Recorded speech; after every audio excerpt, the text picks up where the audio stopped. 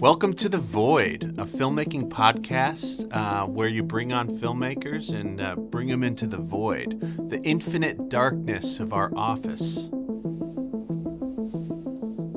Cool. Today with me is my coworker, my collaborator, and just good friend, John Lendved. John Lendved is the founder of Izo Creative. It's a full-service video production company that's located in the Bay Area.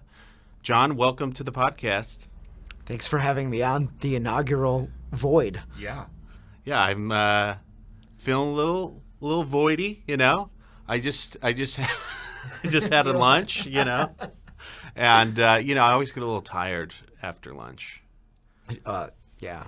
You got to have a coffee. That's the secret. It's always a good move. Yeah. Which we haven't done. Yeah. We've been moving and grooving today. Yeah, today we've been shooting content for us, which is really cool. We spend most of our time shooting stuff for our clients. Yeah. We sometimes forget to take care of ourselves and shoot the things that we need to shoot. Yeah, we rarely even are on this side of the camera, so it feels weird, and I think it's helpful for us to kind of gauge how we interact with people and guide them through any sort of process. But so just to start off, like, what was your spark for wanting to become a filmmaker? Honestly, for me, I saw like Jurassic Park when I was a kid. And that was the first time I conceived that there are people who make movies. Yeah. And that you could do that if you wanted to as a job. Like, I found out who Steven Spielberg was, and I found out he was a director. Yeah, he's kind of the first one you always...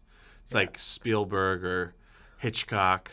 Or George Lucas. You see Star Wars. Yeah. Yes, I think I saw Star Wars before I realized that movies were made by people. Like, when I saw Star Wars, it just was, It was like this thing that just existed. Right. But I think I was a little older when I first saw Jurassic Park. And people talked about it's this new Steven Spielberg movie. And I was like, what does that mean? And then I found out that there's a whole industry and people that make films, and that all the dinosaurs in that movie were operated by people or machines that people designed, and the whole thing was shot, on sets and stuff. And it kind of blew my mind that you could do that. Because I remember watching Jurassic Park and feeling this incredible sense of magic. Yeah. And I wanted other people to see Jurassic Park because I felt that magic, and I wanted other people to give them that experience. Yeah, isn't that funny how that's like a big thing? At least for me too. It's like, I've had this experience, and I want you to have this experience. And people are it's almost like a part of them. It's like, did you like the movie? And it's like, it wasn't that scary, actually. And you're like, it's like as if they're insulting you. Yeah. Well, it's like if you haven't seen a movie, too. People are like, what? It's like you've done the worst thing ever because I grew up with The Sandlot. Yeah, and you haven't seen it. The fact that it's not important to you offends me. Is there a movie that you often get where it's like, I haven't seen it, and people are going, what? Like, what's a movie that you haven't seen that you probably should have seen by now? Man, what is a movie that I haven't seen? It's a good question. Let it brew. It's funny how not on your radar are the movies you haven't seen. That's what the Void's all about. It's about sending questions into the Void, and it's going to come back, and it's going to get in your head, Yeah. The Void is like one of the video game spaces where you go to the edge. Yeah. And it just comes back out the other side, Yeah, it's like just an asteroid. It's just a wall. And it's just like a blurry picture of a mountain. Yeah, I'm going to hear the echo of the question. Yeah. So what was the first movie you made? Like did your parents have a video camcorder or a friend, or what was the first? Made a movie called Arlo. Arlo. It was a science fiction movie about an alien that lands on Earth and takes the form of a cat. So it starred my cat. Are you Arlo? I'm Arlo too. Yeah. There's Arlo 2 or 1? No, I'm also Arlo. Yeah, it was. I don't know if I should count it because it didn't get finished. Did you show it to people? I did this I showed it to them on the VHS. Like, I played back the scenes I did on the camera. Yeah, that's all you do. Here it is, yeah. And you shoot in chronological order. Yeah, because that's the way. Let's see, because I didn't have any access to editing at the time. The first movie I shot was just my dad's camcorder, and it was just one night. It probably took like 20 minutes to make. And it was, the Klondike bar. What would you do for a Klondike bar? What would you do for a saltine cracker was the name of the movie. And it's just my buddy, and he goes, would you jump off a bridge? Like, yeah, I'd jump off a bridge. And then it cuts to my Lego guy, and I had like some floss connected to it, and I like throw him off like my dresser. And he goes, oh, and then like it cuts back to my buddy, and he's just like, I got his hair wet, like he's soaked, and he's like, and I give him a saltine cracker, and he eats it. That's it. And then we're like, let's show my family this, and they're like, oh, this is pretty cool, And then we just made a bunch of movies like that, like always chronological. We used to people used to play Capture the Flag around our neighborhood, and I one day convinced people, I'm like, let's not play Capture the Flag, let's make a horror film where there's a killer and we'll just kill us all off one by one. And so that was a really fun day. I remember that. Is that like a rite of passage for filmmakers, is making a movie where you kill all your friends? Yeah. That kind of energy is so great, though, when you're young and you just like, let's just make a movie. I don't know what I'm doing, but I'm just going to start it, and we're kind of doing that now, too. Oh, yeah. I mean, we just like kind of know a little bit more, but we're also still like learning how to make films every day. But like right now, like literally right now. Oh, we are. Oh, yeah, with this. It's yeah, like usually that's true. We are very, we plan, we find people's narrative, we understand their goals, what they're trying to do, and we craft something and we deliver it. And then we're making our own content, and we kind of like wrote out a script. This we didn't do anything other than I took some little notes last night after I had a couple of drinks. It's like, it's funny that like when we still make our own content, there is this nebulous thing. Yeah, and I think we could plan it out more, but I also think that there's some value to going in and being open-minded and experimental, because I think when we do client projects, we have to plan it, because there needs to be a guarantee of a result that is, a defined thing that we're giving to somebody for a certain price. Mm-hmm. But when we're doing something on our own, so if everything we've shot over the last 2 days is just garbage, it is what it is. Yeah. We've had fun doing it, and we probably have learned something. It's not like, even if we don't use the things we made, it's like we're just talking about. You start those projects. Right. And maybe you abandon them, but it's not, I don't regret, any day I spent with my friends in our barn, making films. I do kind of regret breaking some of the windows in our barn. I'm sorry, Mom and Dad. I was 16. I made bad choices. I learned very quickly that I just like to break things on film. That was like... It looks great when you break... I don't know. Even if you pop a balloon or break a plate, it's like instant good stuff. There's something about that. I think it's because it's something you're like always trying not to do in real life, and like just having it happen in front of you is almost cathartic, Yeah, right. Like everything is like, a fragile plate. It has the built-in potential to break. Yeah. So just seeing it break is kind of a relief, Yeah. It's like, oh, well, now it's broken, so I don't have to worry about breaking it anymore. What do you think when you think about films? What is a cinematic moment? What does it contain? I think the most important thing for me is I just need to feel something, because I don't even think that good. Yeah, seriously though, there are films I watch that make. I mean, besides bored, because there's definitely films I watch that you could say that they're not good films or something, but I'll thoroughly enjoy watching them, even if I'm reviled sometimes, or if I think something is completely absurd. I still think that that's cinematic. Like, there's like the Citizen Kane of bad movies is The Room. Mm-hmm. And The Room is, I don't know, you can form your own opinion on it, I guess. But I enjoyed watching it, and I feel like you have to watch it in a certain context for it to be really enjoyable. But I would way rather watch that than something that's more generic and, a path that we've been down 1,000 times. So. Yeah. What about you? What do you? I mean, my answer is almost by omission, but I think what do you think is cinematic? I mean, I think it has to be an idea that can't get across like in a book or in a still image or, voiced on a podcast or, it has to like express something that maybe you can't really express, and that's maybe more of like the goal of like really creating things, because there is something, universal about like making something that anyone could watch, and there's something there, something for them to take.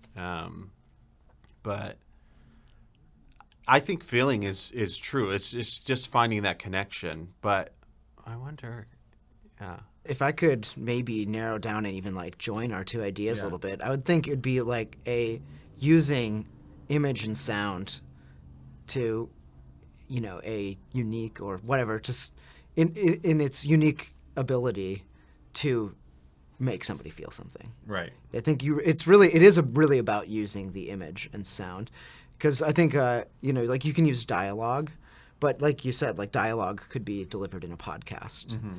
So what is it besides just what the people are saying that's delivering you the emotion? Mm-hmm. Mm-hmm. And it could be something as simple as like it's the dialogue plus the actor's face, because I think faces can be incredibly cinematic. Right. That's what can like suck us in. And just a look. Yeah, just a look. Yeah.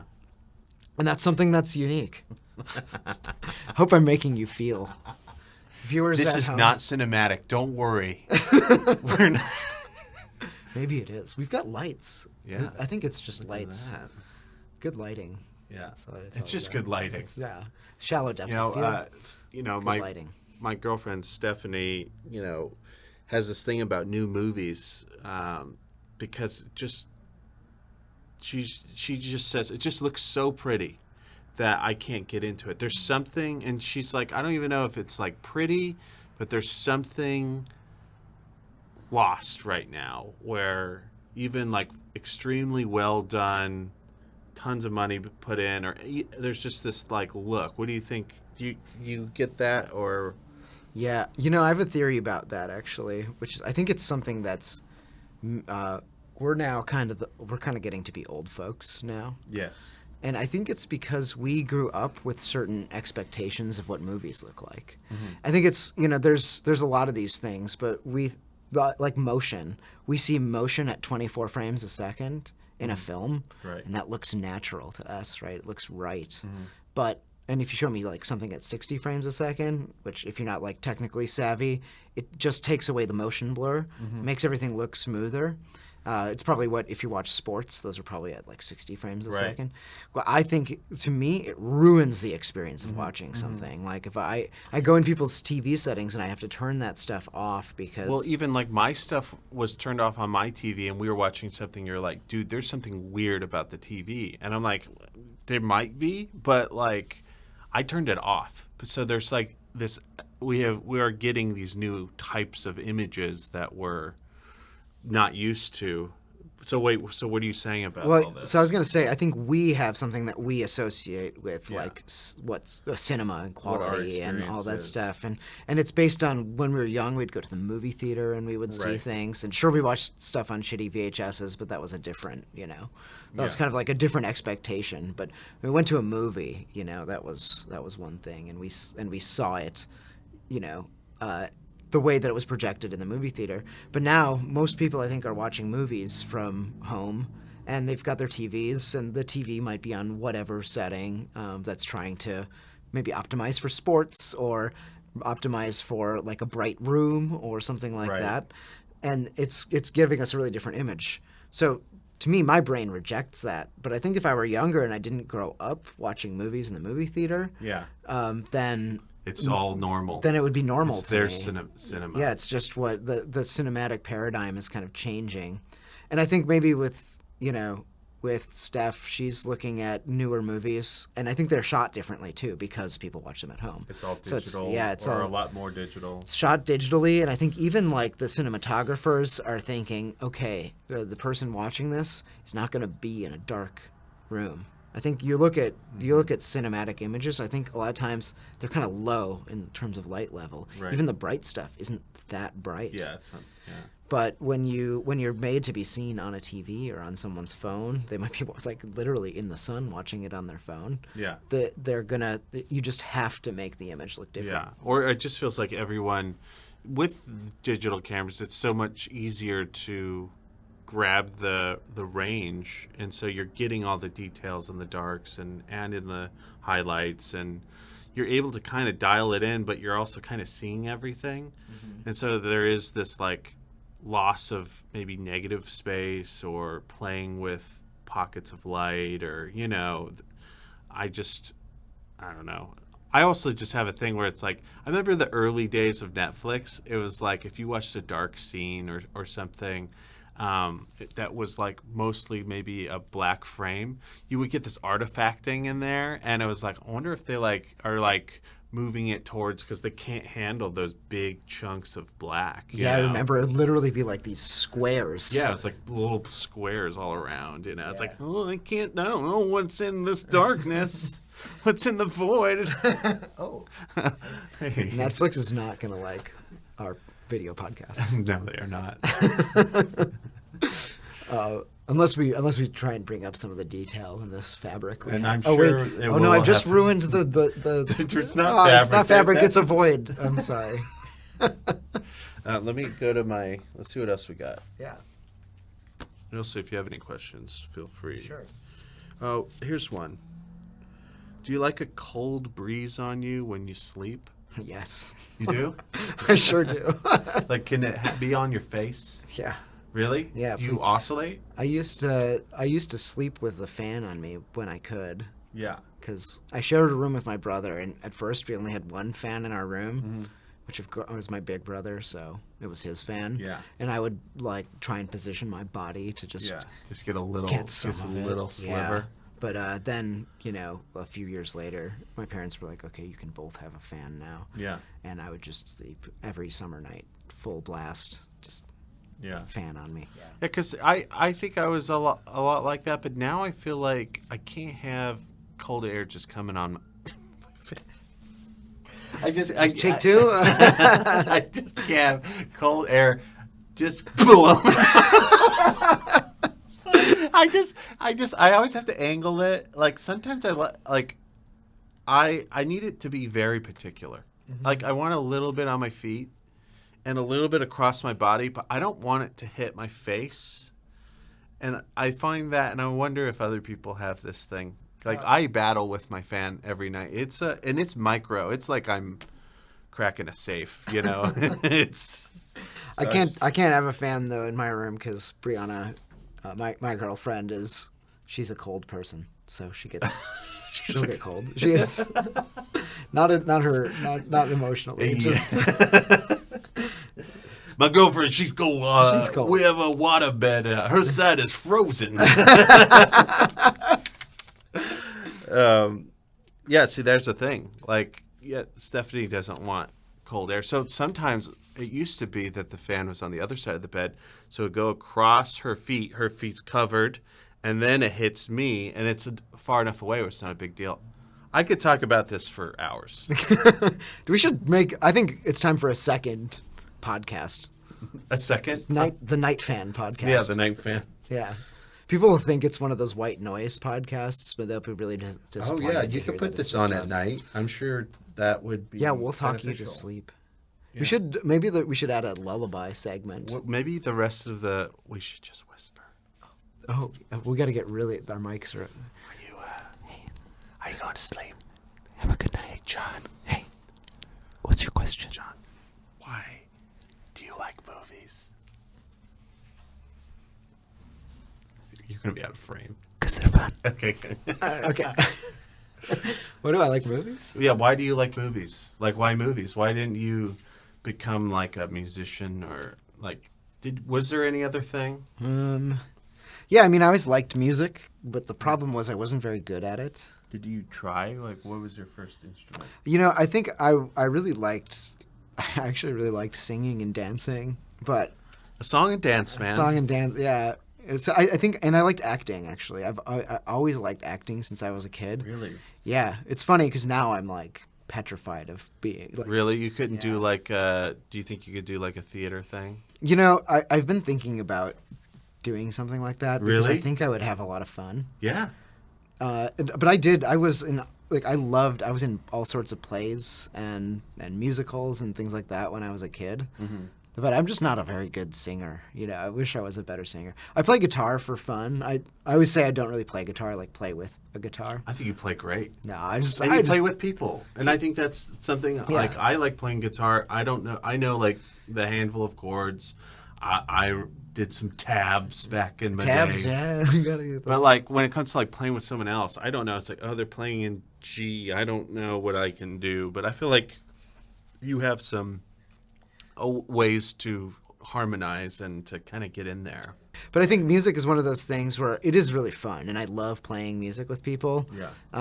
But I think with your hobbies, you have to be careful. You know, you don't want to turn every one of them into your career. Right. So I think I saw filmmaking as, first of all, it is something that happens on a larger scale where you can make a living doing it. Mm-hmm.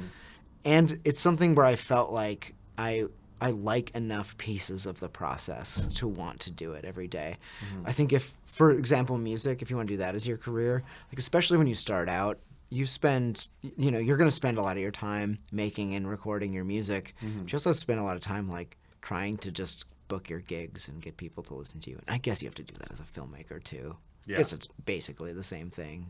But yeah. I don't know. What about for you? Why did you want to do this with your life? Did you mean to? Well, I remember when I was growing up, I wanted to be a graphic artist, do comic books and stuff, and I drew all the time. And then that did transition into photography and filmmaking. I had a high school class as well.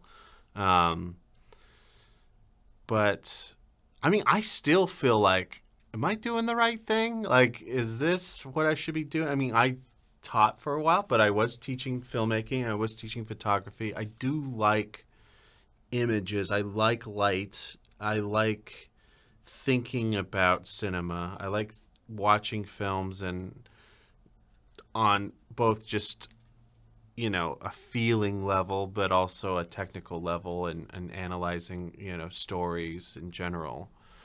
I don't know. What's the question? Did you do this on purpose? What? Did I do this on purpose? No, just you are now. Oh, yeah. I think you kind of knocked on my door about wanting Right. to join the production company, which thank God you did. You came right at the moment. I think I really needed you, or Yeah. maybe I needed you earlier and I just didn't know. But probably, but so you definitely that was a decision you made. But I think you've been a filmmaker for way longer, obviously, than joining this company. Right. You studied it in college, and you've just been making films. So, yeah, is this something when you were a kid you wanted to do? Did you actively pursue filmmaking, or how did this become the thing you wanted? You've ended up kind of doing with your life. Yeah.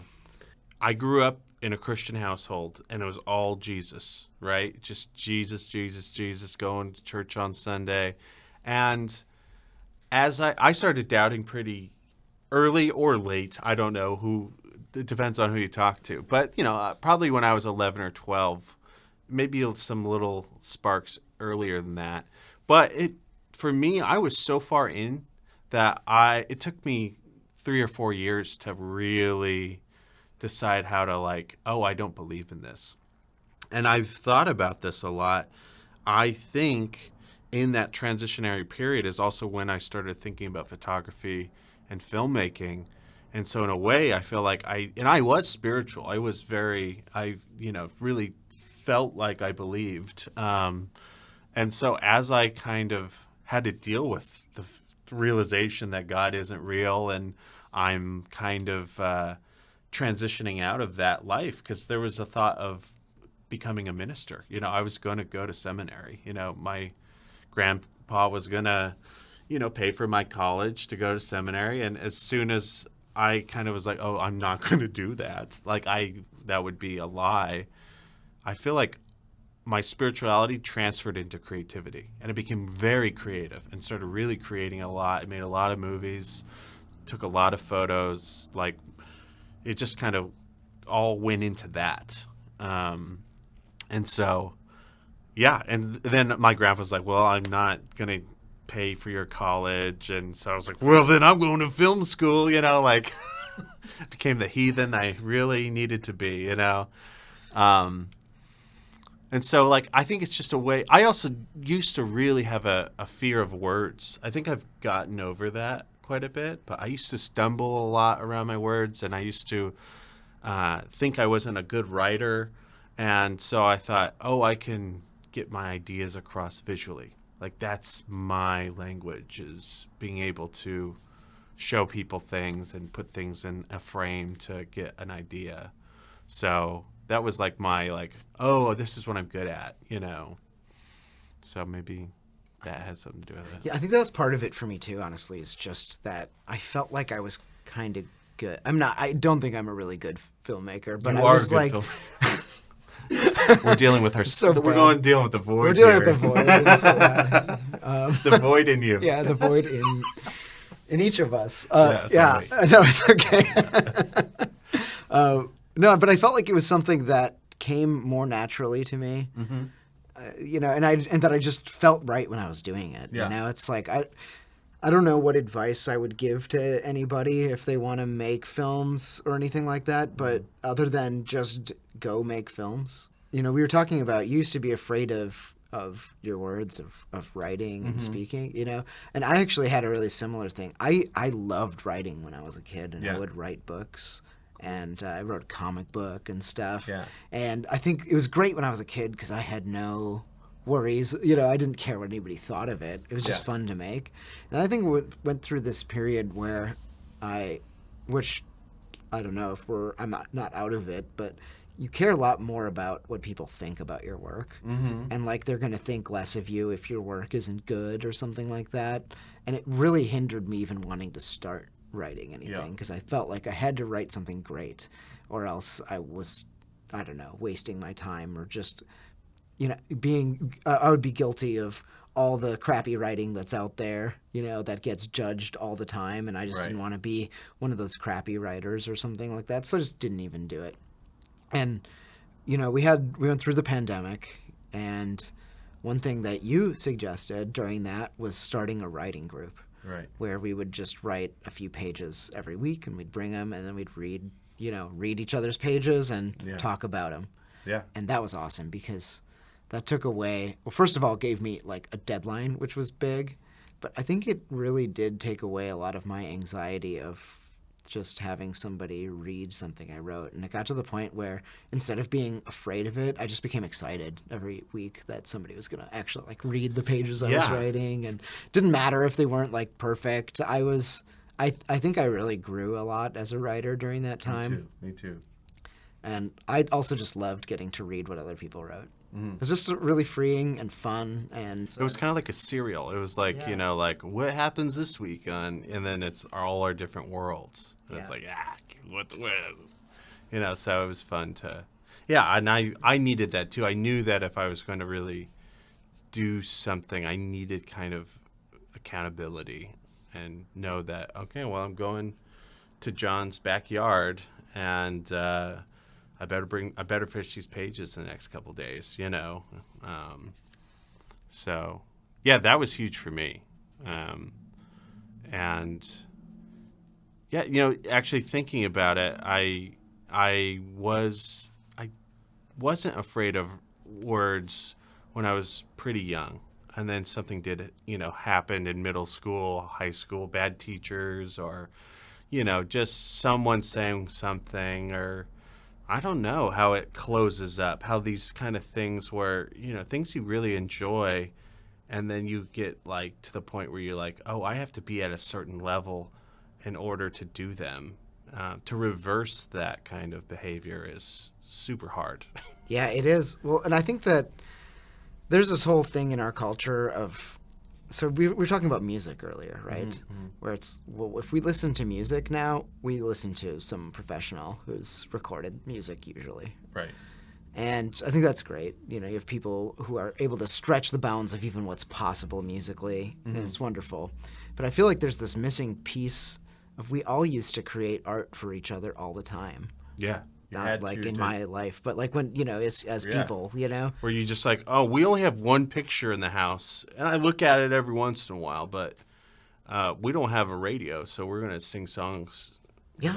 People would do that. They would just, you'd get together with your friends and your family and your community, and you would sing and dance together. And I think that that's really cool, this like community experience of making something together. And I think it's something I like about filmmaking too. It's because I like to do other kinds of arts where, like I like to draw or blah, blah, blah. But I mean, I'm not good at drawing. I think it's fun. I'm not good either, and I like it too. I think it's good to be doing art that you're bad at. Yeah, for sure. That's how you get good at anything. And that's how you unlock things. Yeah. I think that's how things get unearthed, and, you just think in a different way. And when you're doing something that you're bad at, but you get better at it incredibly quickly at first, and it feels really good. Yeah, it's good.